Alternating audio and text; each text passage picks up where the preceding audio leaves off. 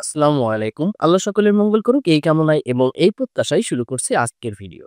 ভিডিওর থাম্বনেইল দেখে অনেকেই বুঝে নিয়েছেন যে আজকের ভিডিওর টপিকটা কি। ৩০শে এপ্রিল ২০২৫ এর পরে পাসপোর্ট সংশোধন করা যাবে না। প্রথমেই বলে নিচ্ছি আজকের ভিডিওটি শুধুমাত্র তাদের জন্য যারা প্রবাসে অবস্থান করছেন এবং জন্ম নিবন্ধন দিয়ে পাসপোর্ট করা রয়েছে।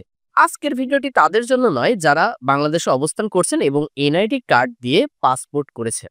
২০২৪ সালের ২৯শে অক্টোবর স্বরাষ্ট্র মন্ত্রণালয়ের একটা বিজ্ঞপ্তিতে বলা হয়েছিল যে জন্ম নিবন্ধন দিয়ে পাসপোর্ট করা যায় এবং সেই বিজ্ঞপ্তিটিতে আরো বলা হয়েছিল যে ৫ বছর পর্যন্ত বয়স সংশোধন করা যাবে শুধুমাত্র জন্ম নিবন্ধন দিয়ে।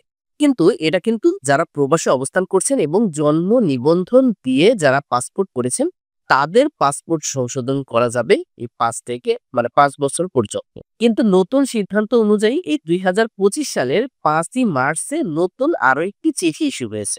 জন্ম সনদ দিয়ে ৮ বছর পর্যন্ত বয়স সংশোধন করা যাবে, কিন্তু শুধুমাত্র তারাই সংশোধন করতে পারবেন যাদের জন্ম নিবন্ধন দিয়ে পাসপোর্ট করা রয়েছে এবং যাদের এনআইডি কার্ড দিয়ে পাসপোর্ট করা রয়েছে তারা এই পাসপোর্ট সংশোধনের সুযোগটা পাবেন না। এখন যাদের পাসপোর্ট সংশোধন করা প্রয়োজন, যারা জন্ম নিবন্ধন দিয়ে পাসপোর্ট করেছেন, প্রবাসে অবস্থান করছেন, তারা কিন্তু পাসপোর্ট সংশোধন করে নিতে হবে ৩০শে এপ্রিল এই ২০২৫ সালের মধ্যে। সর্বশেষ যে নোটিশ এসেছে তাতে একটা নির্দিষ্ট সময় বেঁধে দিয়েছে যে ৩০শে এপ্রিলের মধ্যে ২০২৫-এর ৩০শে এপ্রিলের মধ্যে আপনার পাসপোর্টে যদি বয়স বা যে কোনো সংশোধন থেকে থাকে তাহলে আপনি সেটা সংশোধন করে নেবেন। এরপরে অর্থাৎ ৩০শে এপ্রিলের পরে আপনি কিন্তু চাইলেও আর জন্ম নিবন্ধন দিয়ে আপনি সংশোধন করতে পারবেন না।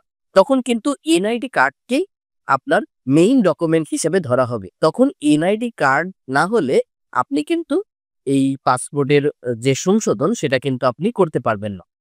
তো এটি ছিল পাসপোর্টের সর্বশেষ আপডেট। তো যদি ভিডিওটি ভালো লাগে অবশ্যই ভিডিওতে একটি লাইক দিয়ে যাবেন, আর যদি আমার চ্যানেলটি এখন পর্যন্ত সাবস্ক্রাইব না করে থাকেন অনুরোধ করব অবশ্যই চ্যানেলটি সাবস্ক্রাইব করবে। আল্লাহ হাফেজ।